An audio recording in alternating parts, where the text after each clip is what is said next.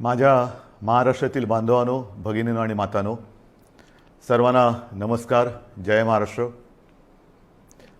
घाबरून जाऊ नका, कारण अनेकांचे फोन मला आले की आज संध्याकाळी आपण फेसबुक लाईव्ह करताय, तर आज मध्यरात्रीपासून लॉकडाऊन करतायत का. प्रथम मी काय बोलतो आहे ते जरा नीट समजून घ्या. मी आपल्याला घाबरवण्यासाठी आलेलो नाही आहे, तर आजची एकूण परिस्थिती काय आहे आणि या परिस्थितीतून आपल्याला सर्वांना मार्ग कसा काढायचा आहे, मार्ग काढण्यासाठी म्हणून मी आज आपल्याशी संवाद साधतोय. सर्वांना या गोष्टीची कल्पना आहे की आता जवळपास 1 वर्ष झालं आपण एका विचित्र विषाणूबरोबर लढतो आहोत. आणि याही गोष्टीची आठवण आपल्याला असेल की हेच ते दिवस होते मार्च महिन्यामध्ये पहिला प्रथम कोविडने आपल्या महाराष्ट्रामध्ये शिरकाव केला आणि हा म्हणता एखाद्या मायावी राक्षसासारखा त्यांनी महाराष्ट्रच नव्हे तर देश व्यापून टाकला. मधल्या काळामध्ये आपण सर्वजण मिळून या व्हायरसला रोखण्यामध्ये नक्कीच यशस्वी झालो होतो, नक्कीच झालो होतो, त्याच्याबद्दल काही वादच नाही आहे. पण हे युद्ध आपण सगळ्यांनी मिळून एकत्र हातात हात घालून लढलो म्हणून ती परिस्थिती निर्माण झाली होती. साधारणतः कालच्या जानेवारी-फेब्रुवारीपर्यंत आपल्याला असं वाटत होतं की आता झालं, संपलं. ये कोरोना कोरोना क्या है, क्या चीज़ है कोरोना, कोविड क्या है. विशेष म्हणजे गेल्याही वर्षी अर्थसंकल्पीय अधिवेशन होतं, याही वर्षी तोच काळ आला, मार्च. अर्थसंकल्पीय अधिवेशन नुकतंच गेल्या महिन्यात पार पाडलं आणि आपल्याला सर्वांना कल्पना आहे की लॉकडाऊनच्या पार्श्वभूमीवरती आर्थिक परिस्थिती ही संपूर्ण जगाचीच दोलायमान झालेली आहे.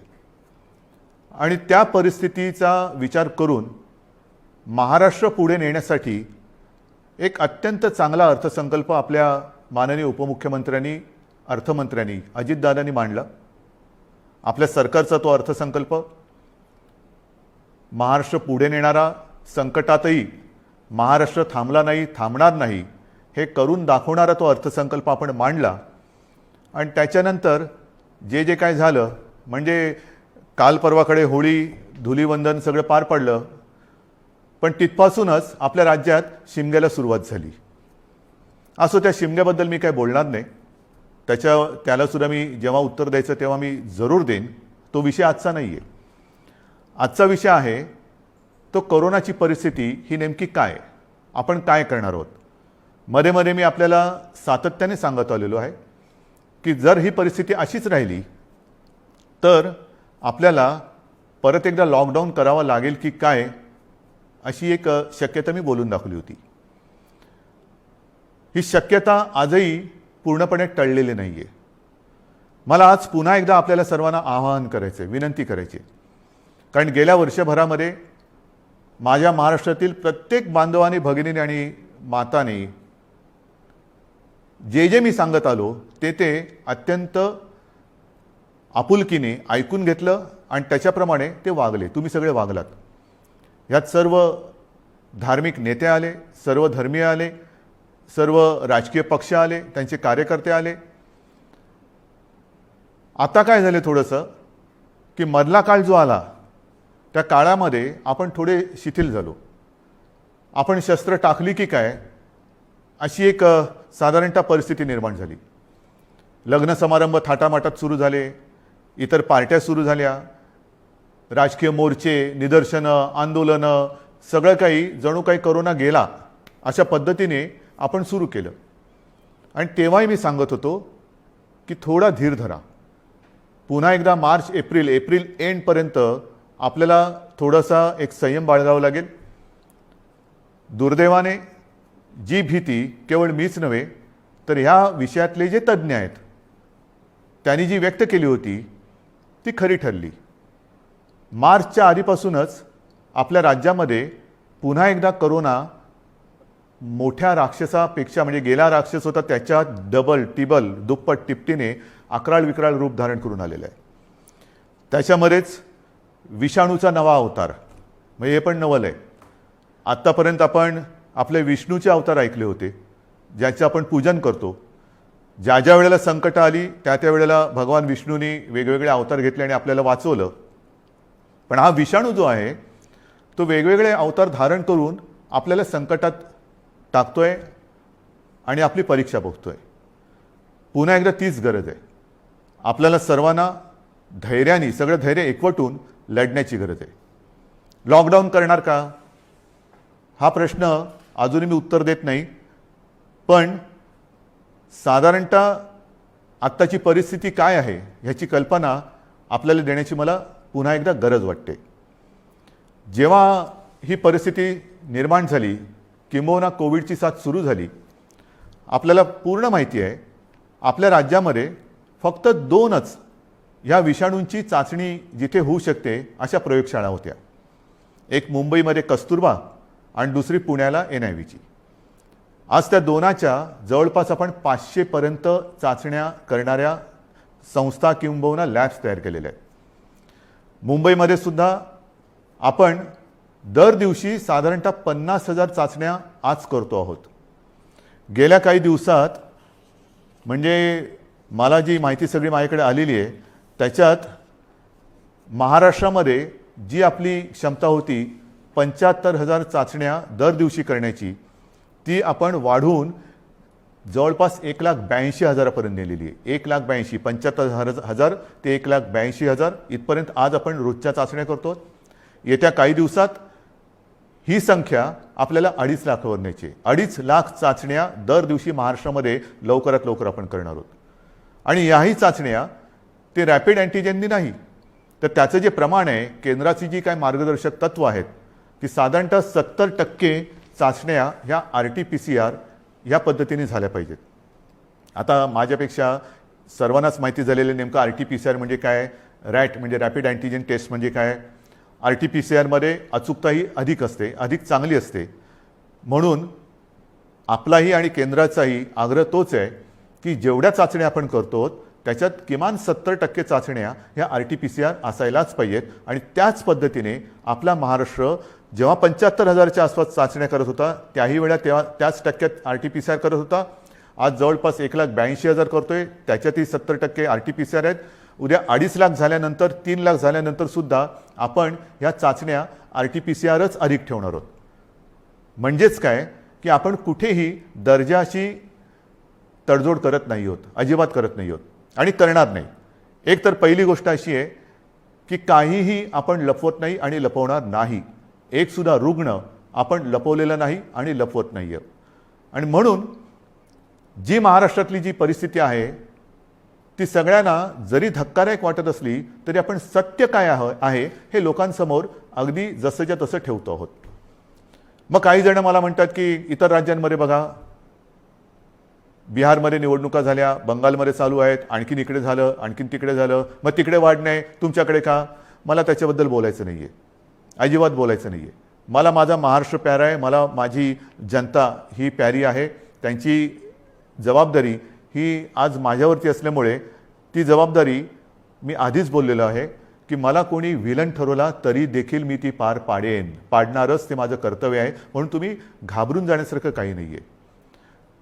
पण जशी ही टेस्टची संख्या मी तुम्हाला सांगितली त्याचप्रमाणे आपल्याकडे कोविड येण्याच्या आधी जेवढे काही बेड संपूर्ण महाराष्ट्रामध्ये होते त्याची संख्या काही हजारामध्ये होती, म्हणजे 10,000 सुद्धा नसेल कदाचित. कारण आधी आपण कधी कल्पनाच केली नव्हती की असं काहीतरी आकस्मिक संकट येईल आणि आपली त्रेधा तिरपीट उडेल. गेल्या मार्च महिन्यात तुम्हाला आठवतंय बेड्स मिळत नव्हते, हॉस्पिटल्स मिळत नव्हते, उपचार मिळत नव्हते. मग सगळे हॉस्पिटल्स ओव्हरफ्लो व्हायला लागली होती, ॲम्ब्युलन्स मिळत नव्हते. ह्या सगळ्या गोष्टी लक्षात घेतल्यानंतर आपण बेड्सची संख्या वाढवायला लागलो. महाराष्ट्र हे देशातलं पहिलं कदाचित एकमेव राज्य असेल की ज्याने अगदी फील्ड हॉस्पिटल्स उभारली लष्कराच्या धर्तीवरती. जसं लष्कर काम करतं तसं आपल्या महाराष्ट्राच्या यंत्रणेने काम केलं, आजही करते. जम्बो कोविड केअर सेंटर्स उभारली आणि काही हजारात म्हणजे 8-10 हजार ज्या काही रुग्णशय्या होत्या त्याची संख्या आपण जवळपास 3.25 लाखापर्यंत नेली, सगळ्या काही मिळून. म्हणजे त्याच्यामध्ये इतर कोविड शिवाय असलेले beds oxygen beds, ICU beds, विलगीकरणाचे बेड्स, डायलिसिसचे बेड्स असे मिळून साधारणतः 4.25 लाखापर्यंत ही सुविधा आपण वाढवली. ही मोठी आपली एक अचिव्हमेंट होती. आणि तेव्हाही मी म्हटलं होतं की लॉकडाऊनचा उपयोग हा संसर्ग थांबवण्यासाठी आहे आणि त्याच वेळेला आपल्या आरोग्य सुविधा वाढवण्यासाठी आहे. मग आता एवढीही रुग्णशय्या वाढवल्यानंतरही मी परत तुमच्याशी का काळजीने बोलतोय, ह्याचं कारण आजचं चित्र मी तुम्हाला सांगतोय. पहिली गोष्ट अशी की साधारणतः रुग्ण वाढ ही किती होते, किती झपाट्याने होते, त्याची थोडीशी मी तुम्हाला कल्पना देतो. आपल्याला माहिती आहे की जानेवारीच्या शेवटाला आणि फेब्रुवारीच्या सुरुवातीला फक्त मुंबईपुरतं बोलायचं झालं तर मुंबईमध्ये 300-350 रुग्ण हे दर दिवशी आपल्याला सापडत होते. आज ती संख्या 8,500वरती गेलेली एका महिन्याच्या कालावधीत. ही फक्त मुंबईची परिस्थिती आहे. महाराष्ट्राची परिस्थिती बघितली तर 17 सप्टेंबर 2020 म्हणजे तेव्हा जरा सगळं जास्त होतं, तेव्हा 3 लाख सक्रिय रुग्ण होते. 1 एप्रिलला आणखीन त्याच्यामध्ये भर पडलेली आहे. 17 सप्टेंबरला साधारणतः 31,000 मृत्यू झाले होते, 31,351. आता 54,900च्या आसपास झालेले आहेत. त्यावेळेला एका दिवशी आढळलेले रुग्ण हे 24,619 होते 17 सप्टेंबरला. आता 1 एप्रिलला एका दिवशी साधारणतः 43,183 रुग्ण आढळलेले आहेत. आज 2 तारीख. आज कदाचित 45,000चा आकडा आपण गाठू किंवा पार करू. कोणत्या दिशेने चाललेलो होतो आपण बघा. आणि याच वेगाने जर का ही रुग्णवाढ होत राहिली तर मी जे तुम्हाला सांगितलं त्याच्यात मी बेड्सची तुम्हाला कल्पना देतो. साधारणतः विलगीकरणच्या ज्या बेड्स आहेत त्या 2,20,000 आहेत महाराष्ट्रामध्ये.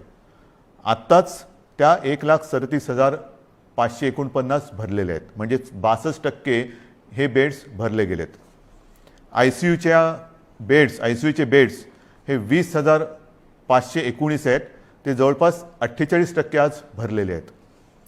ऑक्सिजनचे बेड्स आहेत ते सुद्धा 62,000च्या आसपास आहेत, ते 25%च्या आसपास आज भरलेले आहेत.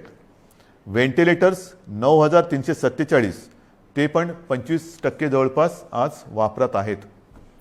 ही परिस्थिती फार चिंताजनक आहे. आणि म्हणून मी आज आपल्याशी संवाद साधायला आलो की ही परिस्थिती अशीच राहिली तर आणखीन 15-20 दिवसामध्ये आपल्याला ह्या सगळ्या सुविधा ज्या आहेत त्या अपुऱ्या पडायला लागतील. मग काही जण म्हणतील सुविधा वाढवत का नाही? वाढवतो ना. मी आदेश दिलेले आहेत की जिथे जिथे आवश्यक आहे आवश्यकतेनुसार या सुविधा वाढवा. पण सुविधा वाढवणं म्हणजे काय करणं? बेड्स वाढवणं आलं, व्हेंटिलेटर्स मिळतील, ऑक्सिजनचा साठासुद्धा आज आपल्याकडे फार मर्यादित आहे, तोही वाढवण्याचा आपला प्रयत्न सुरू आहे. औषधांचा साठा आपण घेऊ शकतो. परंतु बेड्स वाढले, व्हेंटिलेटर्स वाढले, ICUचे बेड्स वाढले तरी डॉक्टर्स कसे वाढणार, नर्सेस कशा वाढणार, आरोग्य कर्मचारी कुठून आणायचे? हा विचार फार महत्त्वाचा आहे आणि इकडेच खरा चिंतेचा विषय आहे. गेले वर्षभर ही संपूर्ण आपली यंत्रणा, मग त्याच्यात डॉक्टर्स आहेत, नर्सेस आहेत, आरोग्य कर्मचारी आहेत, पोलीस आहेत, आशा अंगणवाडी सेविका आहेत, महसूल यंत्रणेचे काही कर्मचारी आहेत, यांच्यापैकी बऱ्याच जणांना कोविडने गाठलेलं आहे. आजारातनं ते बरे झालेले आहेत. साधारणतः या विषाणूचं एक विचित्र वैशिष्ट्य असं आहे की एकदा त्यांनी कोणाला ग्रासलं की बरं झाल्यानंतर सुद्धा काही काळ हा थकवा राहतो, धाप लागते, थकवा येतो, थोडंसं अंगातली सगळी शक्ती गेल्यासारखी वाटते. मग डॉक्टर सांगतात आता तुम्ही निगेटिव्ह झालेला आहात परंतु आराम करा. पण ही जी यंत्रणा आहे ती यंत्रणा आपल्यासारखीच माणसांची आहेत, आपल्यासारखीच रक्तामासाची हाडाची आपली माणसं आहेत, आपलेच बांधव आहेत, आपल्याच भगिनी आहेत. हे डॉक्टर्स असतील सगळेच ते आजारी पडले आणि पडल्यानंतर निगेटिव्ह आल्यानंतर दुसऱ्या तिसऱ्या दिवशी पुन्हा एकदा आपल्या सेवेसाठी कोरोनाच्या गुहेत घुसत आहेत. मग त्यांच्याशी आपण कसं वागलं पाहिजे? आज सुद्धा आपण जी काय आपली यंत्रणा राबते आपल्यासाठी, टेस्टिंग टेस्टिंग टेस्टिंग टेस्टिंग आहे, टेस्टिंग वाढवतोय. पण टेस्टिंग करण्यासाठी घराघरात जाऊन आपल्याच भगिनी आहेत, आपलेच बांधव आहेत, 2-2, 4-4, 5-5 माळ्याच्या इमारती असतील, लिफ्ट नसेल तरी सुद्धा ते चढ उतार करतात, रोज न थकता. मग थकले तरी थांबत नाहीयेत. त्यांना आपण काहीतरी दिलासा देणार आहोत की नाही. एकूण हे जे काय सगळे चित्र आहे, बोलणारे सगळे बोलतात की आपण हे केलं पाहिजे, आपण ते केलं पाहिजे, लसीकरण वाढवलं पाहिजे. वाढवतोय ना आपण. कालच्या दिवसात तुम्हाला मी अभिमान हा शब्द इकडे वापरणं योग्य ठरणार नाही, पण तुम्हाला समाधान वाटलं पाहिजे की महाराष्ट्र हा देशातला नंबर एकचं राज्य महाराष्ट्र ठरलेलं आहे. कालच्या दिवसात एका दिवशी आपण 3 लाख नागरिकांना लसीकरण केलेलं आहे. 3 लाख एका दिवसात. म्हणजे आत्तापर्यंत आपण जेव्हापासून लसीकरणाला सुरुवात झाली सुमारे 65 लाख, त्याच्यात आजचा आकडा मी धरलेला नाही आहे, 65 लाख आपल्या नागरिकांना आपण लसीकरण केलेलं आहे. अजूनही आपण मागणी करतोय, केंद्र आपल्याला देतंय, पण पुरवठा वाढवायला पाहिजे. आणि पुरवठा वाढवल्यानंतर आपली क्षमता आज जी 3 लाख आहे ती लवकरात लवकर किमान 6 ते 7 लाख दर दिवसाला करण्याची आपली क्षमता आहे. पण तेवढ्या लसचा पुरवठा झाला पाहिजे. ती मागणी आपण करतोय. होईल, मागणी मान्य होईल, मी काय त्याच्यावर टीका नाही करत आहे, कारण सगळ्याच राज्यांना द्यायचं आहे. तर ही आपली क्षमता आहे. परंतु होतंय असं की लस घेतल्यानंतर, आता मी सुद्धा 1 डोस घेतलेला आहे लसचा. आपल्याशी बोलताना आजूबाजूला कोण नाही म्हणूनच मी मास्क काढून आपल्याशी बोलतोय. पण लस घेतल्यानंतर सुद्धा काही जण कोरोनाने बाधित होत आहेत. का होत आहेत? कारण लस घेतली आता सगळं झालं असं नाही आहे. लस घेतल्यानंतर सुद्धा मास्क हा घालणं अनिवार्य आहे. मी मधल्या काळामध्ये माननीय पंतप्रधानांनी जी एक व्हिडिओ कॉन्फरन्स घेतली त्याच्यात हा मुद्दा मी काढला होता. आणि मी बोलताना असं बोललो होतो की आमच्या इथे लसचे 2 डोस घेतल्यानंतर सुद्धा आणि तो मधला कालावधी झाल्यानंतर सुद्धा काही लोकांना संसर्ग झालेला आहे. तेव्हा स्वतः माननीय पंतप्रधानांनी सांगितलं की एक गोष्ट लक्षात घ्या की लस घेतली म्हणजे कोविड होणार नाही अशातला भाग नाही आहे. कोविड होईल, पण त्याची घातकता कमी होईल. म्हणजेच काय की साधारणतः धुवाधार पावसामध्ये एक छत्री असावी तशी ही छत्री आहे, जरूर आहे. पण आत्ता नुसता पाऊस नाही आहे, वादळ आहे. आणि या वादळामध्ये लस घेणे ही एक साधारणतः आपल्याकडे छत्री आहे, त्यातल्या त्यात कमीत कमी भिजावं म्हणून. आणि लस घेणं, टेस्ट वाढवणं, रोजच्या चाचण्या वाढवणं हा उपाय अजूनही तरी मी मानायला तयार नाही. जेवढ्या आपण चाचण्या वाढवत आहोत तेवढी रुग्णसंख्या आपल्याला कळते, उपचारासाठी आपण त्याने घेतोय. परंतु रुग्णवाढ थांबवण्यासाठी अजून कोणी उपाय सांगत नाहीये. काय उपाय? उपाय नाहीये. पण लसीकरण करा, लसीकरण करतो आहोत. आज मी पुन्हा एकदा सांगतो, संपूर्ण देशात आपलं राज्य हे लस देणारं नंबर 1चं राज्य आहे.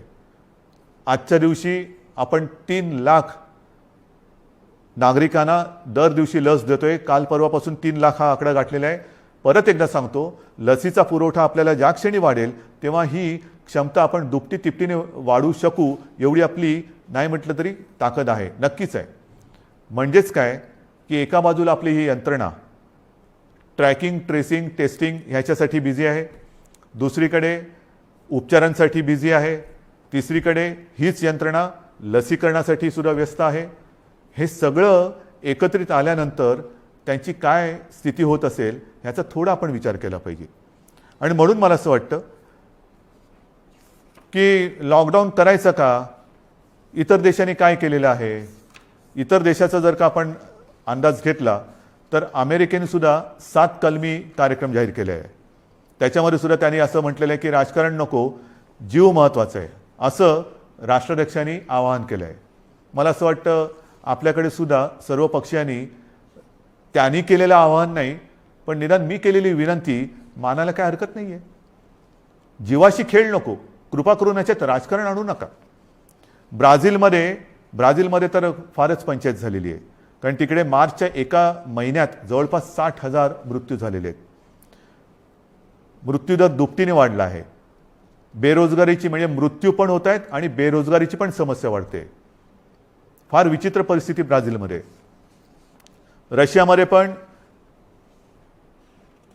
लस आलेली आहे, त्याच्यामध्ये ते थोडं लस आणि त्या लसीकरणामध्ये ते पुढे आहेत. फ्रान्समध्ये परिस्थिती नाजूक आहे.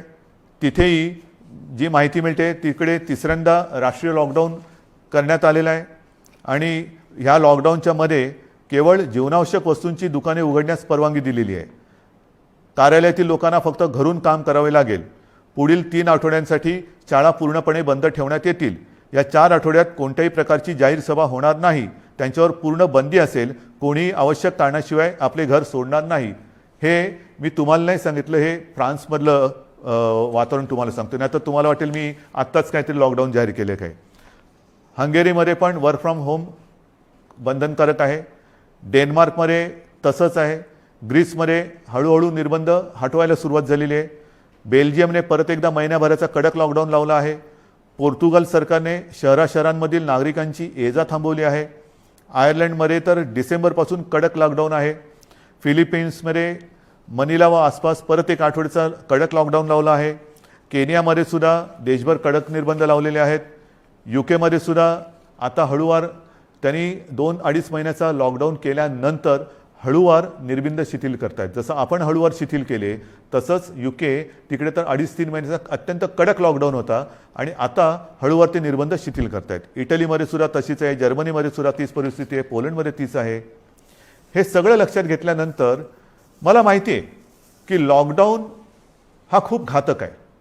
परंतु जी कात्रीत मी मागाशी म्हटलं की एका कात्रीत आपण सापडले.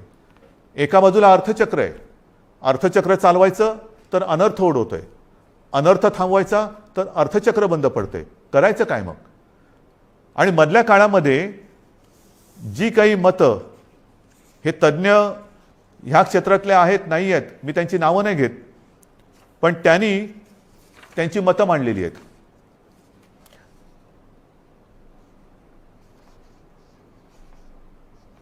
सर्वसामान्यांना त्रास होईल अशी लॉकडाऊनची भूमिका, मी पक्षाचं नाव घेत नाही कारण मला राजकारण आणायचं नाही, आम्ही खपवून घेणार नाही. तुम्हाला आलेला झटका म्हणजे नियम नको. महाराष्ट्रामध्ये कोरोनाचं नाटक पुन्हा सुरू झालेलं आहे. कोरोनाच्या संसर्गाला लॉकडाऊन हा पर्याय नाही. आम्ही लॉकडाऊनला जोरदार विरोध करू, रस्त्यावरती उतरू. हिटलरसारखं वागू नका. सर्वसामान्य जनतेला लॉकडाऊन परवडणारा नाही. जनता आधीच लॉकडाऊनला कंटाळली आहे. त्यामुळे राज्यात लॉकडाऊन लावणे हा पर्याय नव्हे. लॉकडाऊन हा अंतिम पर्याय होऊ शकत नाही. लॉकडाऊन लावायचं असेल तर आधी रोजगाराचे पैसे 5,000 रुपये का काय ते थेट खात्यात जमा करा. एका उद्योगपतीने सांगितले की लॉकडाऊन लावण्याच्या ऐवजी आरोग्य सुविधा वाढवा. आता आरोग्य सुविधा मी तुम्हाला सांगितली काय परिस्थिती आहे. गेल्या वर्षभरात आपण एवढी आरोग्य सुविधा वाढवली, अजूनही वाढवतो आहे. पण मुद्दा असा येतो की हे जे काही आपल्याला सल्ले देत आहेत त्यांना मी सांगू इच्छितो हात जोडून, उद्योगपतींना सांगतो, म्हणजे त्या ज्यांनी सांगले सगळ्या उद्योगपतींबद्दल नाही, की आरोग्य व्यवस्था वाढवतो मी, बेड्स वाढवतो, सगळं वाढवतो, पण कृपा करून रोज मला किमान 50 डॉक्टर्स, नर्सेस, आरोग्य कर्मचारी यांचा महाराष्ट्रभर पुरवठा होईल अशी काहीतरी सोय करा. कारण नुसतं फर्निचरचं दुकान म्हणजे आरोग्य सुविधा नाही आहेत.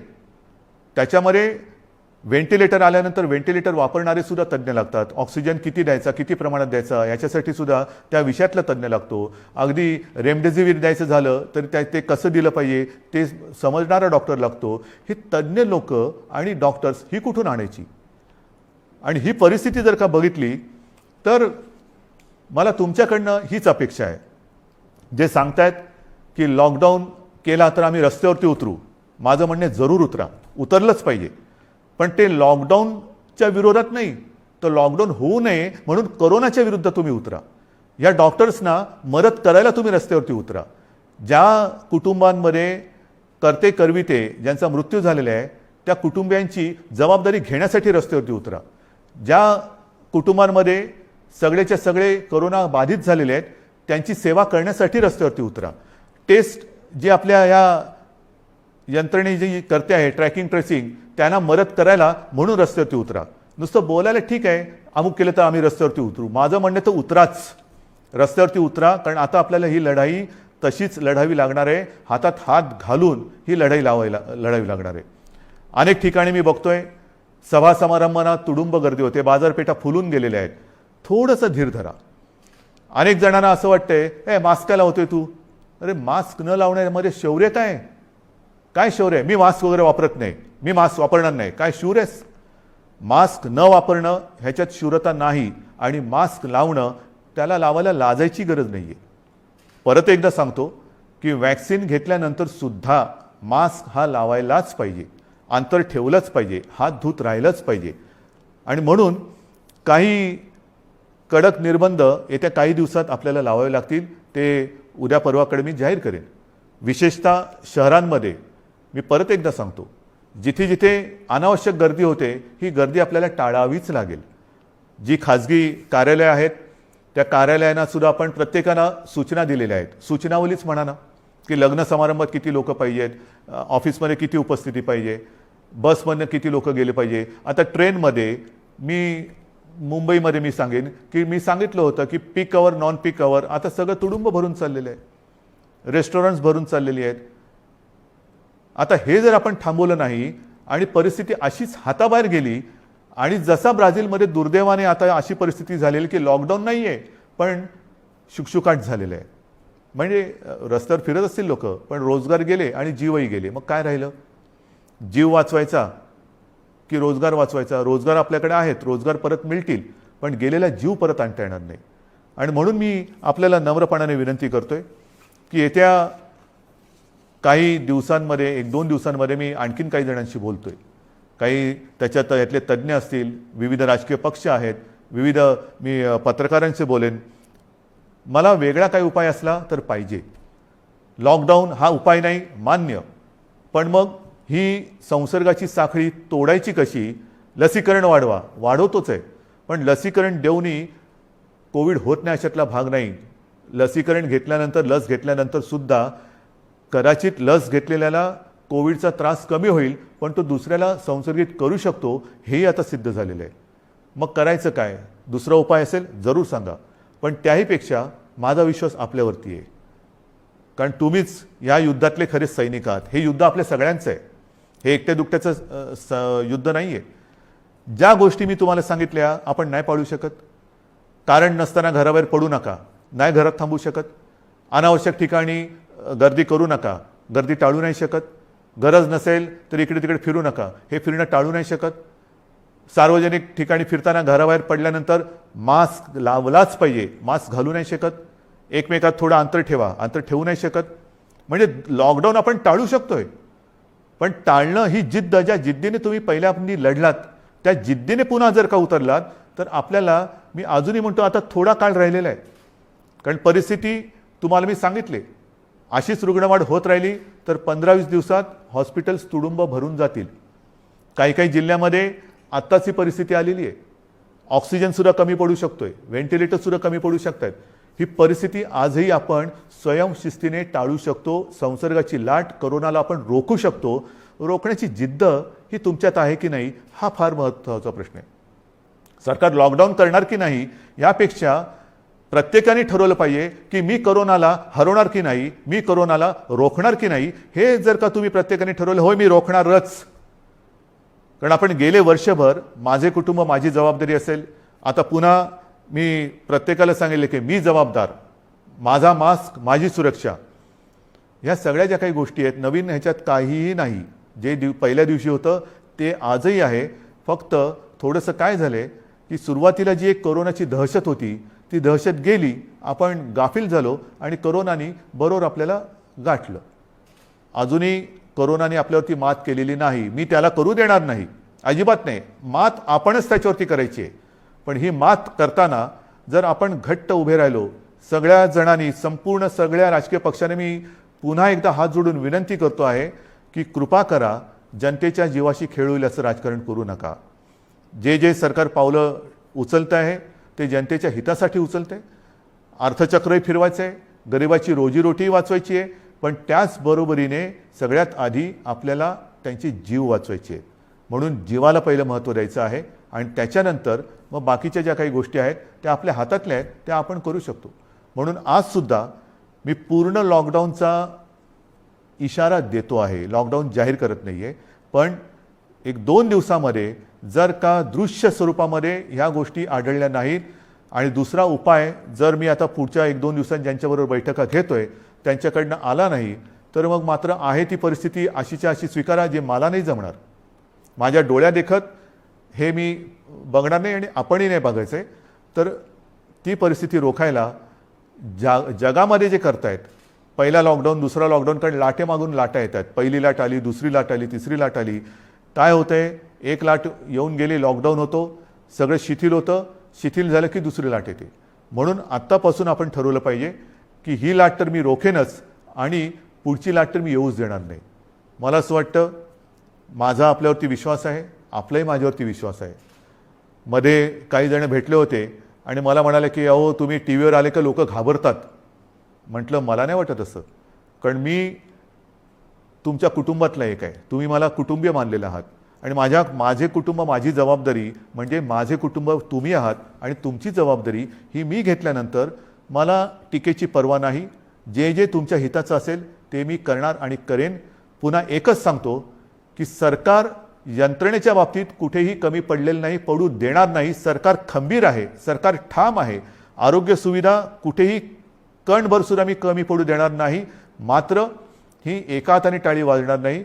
दोन हात जेव्हा एका हातात हात घालून आपण काम करू तर आणि तरच यश मिळेल. आणि मला आपल्या सहकार्याची अपेक्षा आहे, सर्व राजकीय पक्षांकडनं अपेक्षा आहे, सर्व धर्मियांकडनं अपेक्षा आहे. पुन्हा एकदा आपल्या उत्सवांवरती, सणांवरती बंधनं आणावी लागतील. जसं गेल्या वर्षी आपण सहकार्य केलं तसंच पुन्हा एकदा हे सहकार्य कराल अशी आशा नाही, असा विश्वास व्यक्त करतो. आणि ही लढाई पुन्हा एकदा लढण्यासाठी आणि जिंकण्यासाठी सिद्ध व्हा, एवढ्याच शुभेच्छा देतो. जय हिंद, जय महाराष्ट्र.